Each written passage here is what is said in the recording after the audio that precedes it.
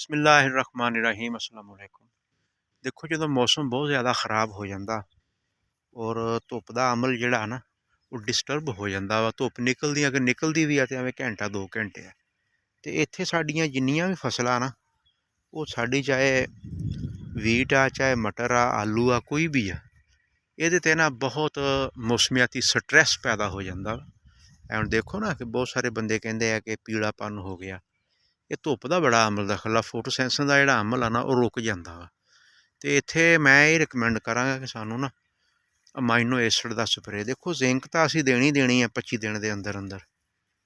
ਅਗਰ ਅਸੀਂ ਇੱਥੇ ਇਹ ਹੁਣ ਦੇਖ ਲਓ ਇਸ ਦੇ ਹਾਲਾਤ, ਅਗਰ ਅਸੀਂ ਅਮਾਈਨੋ ਐਸਿਡ 500 ml ਅੱਛੀ ਫਾਰਮੂਲੇਸ਼ਨ ਦੇ ਵਿੱਚ ਅਗਰ ਲੈ ਕੇ ਕਰ ਦਈਏ ਨਾ, ਜਿਸ ਤਰ੍ਹਾਂ ਸਾਡੀ ਮਲਟੀਨੈਸ਼ਨਲ ਕੰਪਨੀਆਂ ਨੇ, FMC ਨੇ, ਨਇਆ ਸਵੇਰਾ ਨੇ, ਕਾਫੀ ਸਾਰੀਆਂ ਕੰਪਨੀਆਂ ਨੇ ਬਣਾਇਆ ਹੋਇਆ, ਅਤੇ 500 ml ਫੀ ਕਿੱਲਾ ਇਹ ਸਾਨੂੰ ਕਰਨਾ ਚਾਹੀਦਾ। ਇਹਦੇ ਨਾਲ ਇੱਕ ਤਾਂ ਗਰੋਥ ਦਾ ਅਮਲ ਨਹੀਂ ਰੁਕੇਗਾ, ਦੂਸਰਾ ਟਿਲਰ ਕਪੈਸਿਟੀ ਵੀ ਬਿਹਤਰ ਹੋਏਗੀ, ਨਵੇਂ ਸ਼ਗੂਫੇ ਜਿਹੜੇ ਆ ਉਹਨਾਂ ਨੂੰ ਵੀ ਸਪੋਰਟ ਮਿਲ ਜਾਏਗੀ।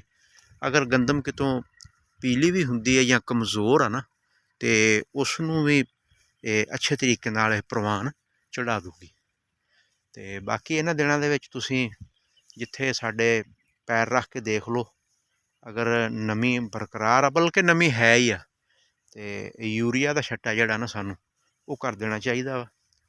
ਦੇਖੋ ਕਹਿੰਦੇ ਆ ਨਾ, ਲਾਣ ਜਿੰਨਾ ਲਾਣ ਓਨਾ ਹੀ ਘਾਣ। ਅਗਰ ਕੱਦ ਕਾਠ ਹੋਏਗਾ ਤਾਂ ਸਿੱਟਾ ਅੱਛਾ ਬਣੇਗਾ।